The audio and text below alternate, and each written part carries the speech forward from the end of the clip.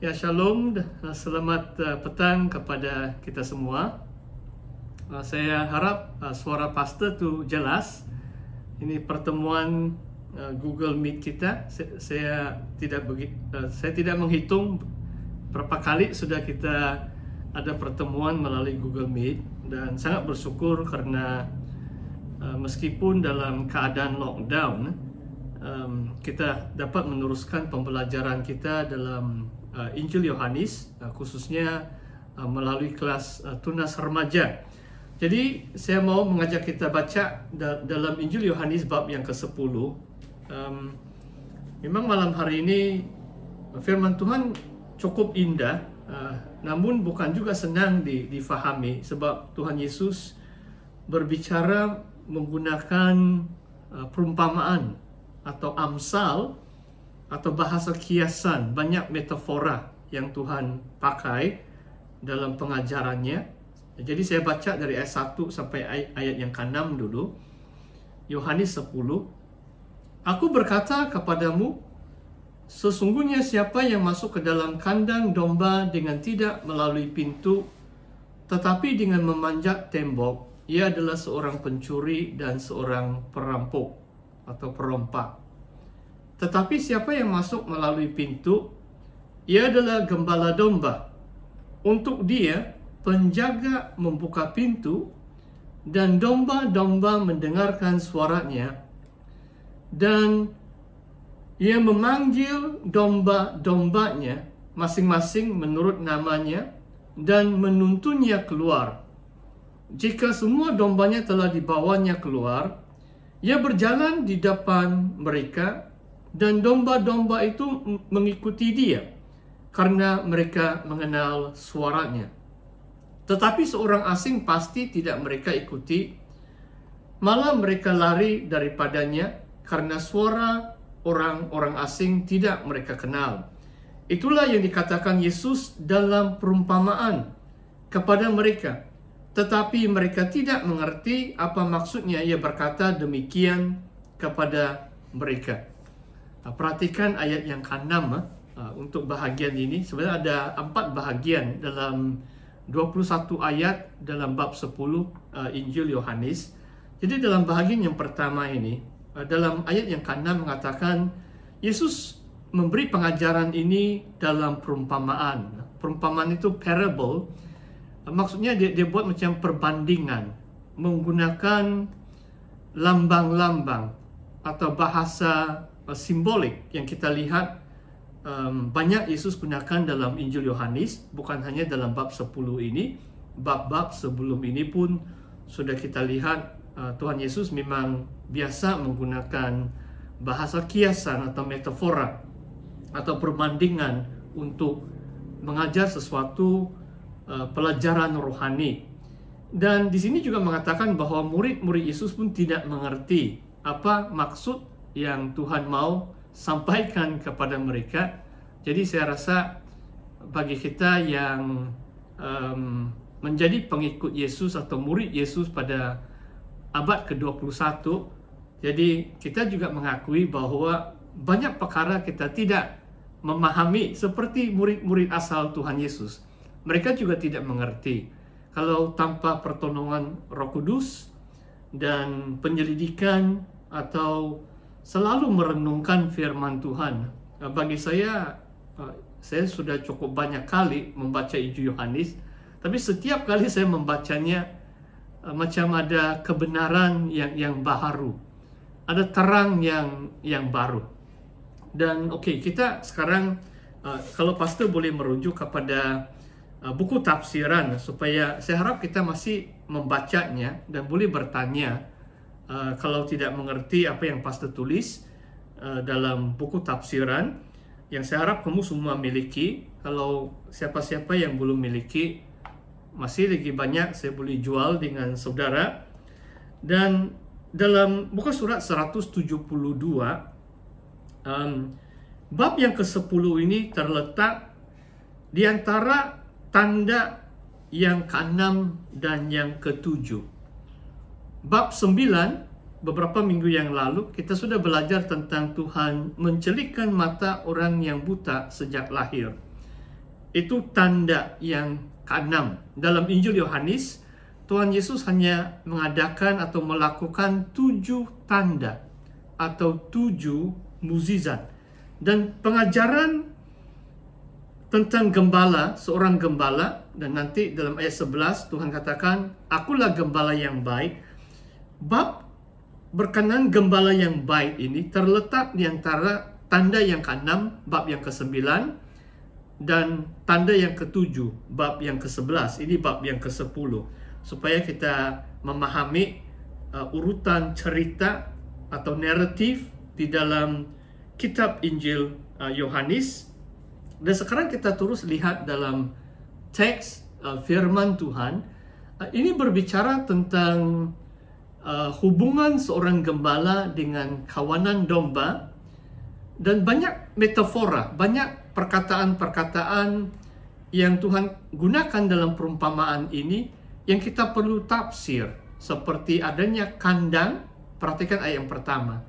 Siapa yang masuk ke dalam kandang domba? Macam domba itu berada di sebuah kandang.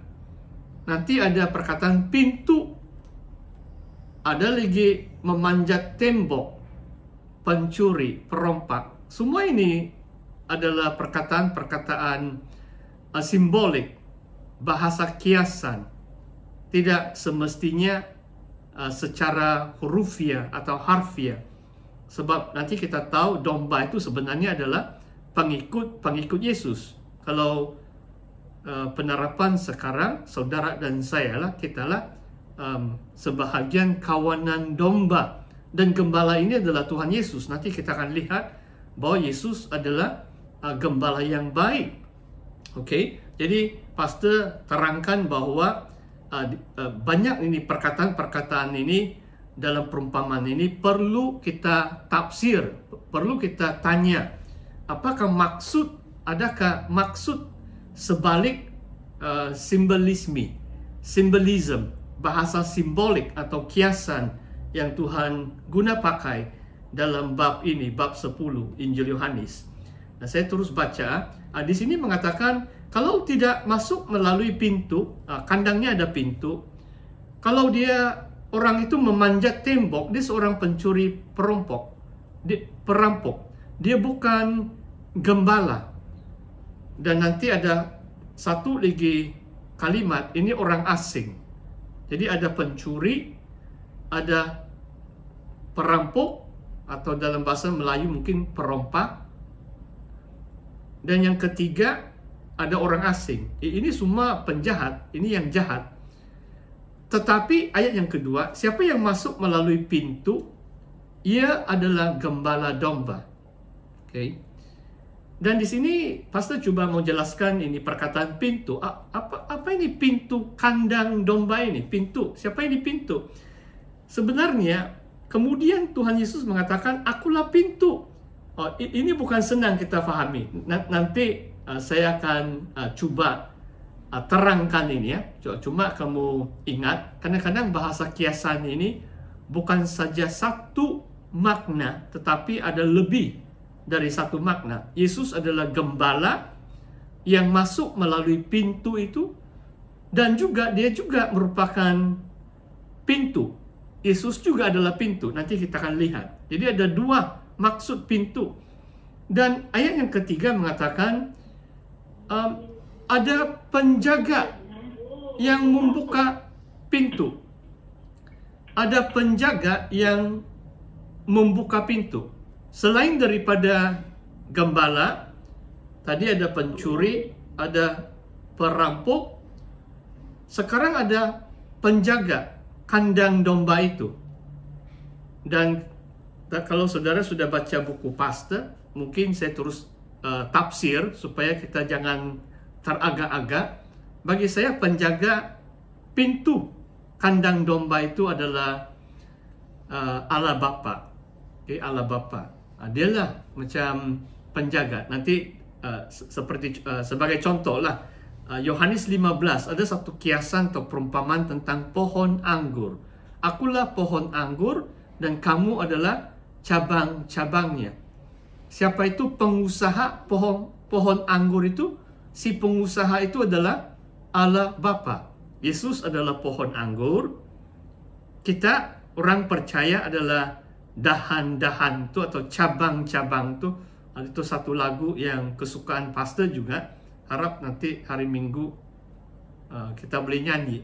Saya suka dengan itu lagu. Baru saya teringat. Cuma pastor beri satu perbandingan, contoh. Di sini penjaga kandang domba itu adalah Allah Bapa. Okay? Dia buka pintu itu dan Yesus yang masuk melalui pintu. Dia adalah gembala yang baik. Kalau pencuri, perompak dan orang asing itu, mereka panjat tembok. Maksudnya macam mereka curi-curi masuk. Mereka bukan ada niat yang baik. Mereka bukan ada tujuan yang baik. Bahkan mereka mencuri, membinasakan dan membunuh. Mereka merosakkan kawanan domba itu. Okay? Jadi saya harap kamu lebih kurang faham itu sedikit ini latar belakang perumpamaan ini. Okay? Poin yang kedua ini yang bagi saya sangat penting sebab diulangi oleh Tuhan Yesus.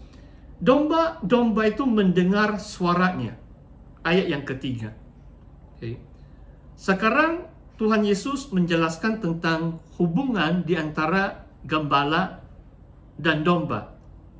Saudara, kalau kamu sudah beberapa kali dengar saya khotbah, mungkin termasuk dalam kelas tunas remaja, di Israel, mereka di antara pekerjaan yang mereka buat penternakan kambing dan domba. Jadi ada gembala-gembalanya. Inilah latar belakang perumpamaan ini. Dalam dunia nyata memang ada gembala kambing domba. Jangan kamu pikir dulu ini gembala ini macam pastor, sebab itu mungkin secara rohani. Nanti kita lihat bagaimana kita mengerti secara rohani. Kalau secara harfiah, memang di dunia nyata di Yerusalem, di Israel, karena mereka menternak binatang dan haiwan, gembala itu merupakan suatu pekerjaan. Di antaranya adalah seorang tuan kalau dia mempunyai beberapa ekor domba. Bahkan kalau Yakub, saudara tahu tentang Yakub dalam kitab Kejadian, dia memiliki ratusan domba dan kambing. Dia seorang yang berada. Dia sangat diberkati Tuhan. Sampai ratus-ratus ekor domba si Yakub. Saudara boleh baca kitab Kejadian waktu dia kembali ke tanah Israel setelah bekerja untuk bapa mertua dia di Midian. Dia menjadi orang yang kaya dan dia membawa pasukan atau banyak haiwan. Jadi ini sedikit latar belakang untuk lebih mengerti akan bab 10 dalam Injil Yohanes. Okey, kembali kepada ayat yang ketiga. Yang paling penting di antara hubungan seorang gembala atau domba-domba adalah domba-domba itu mendengar suara gembala itu. Dalam dunia nyata pun begitu. Kalau saudara pernah, sebab pastor pernah berada di New Zealand, sebab 3 kali, memang beberapa kali ada cuti juga. Maksudnya 3 kali untuk satu jangka masa yang panjang. New Zealand itu terkenal dengan penternakan domba. Jadi pastor sendiri mengamati bagaimana tu shepherd, itu gembala. Dia suaranya sangat penting. Kalau dia berbesiu, whistle.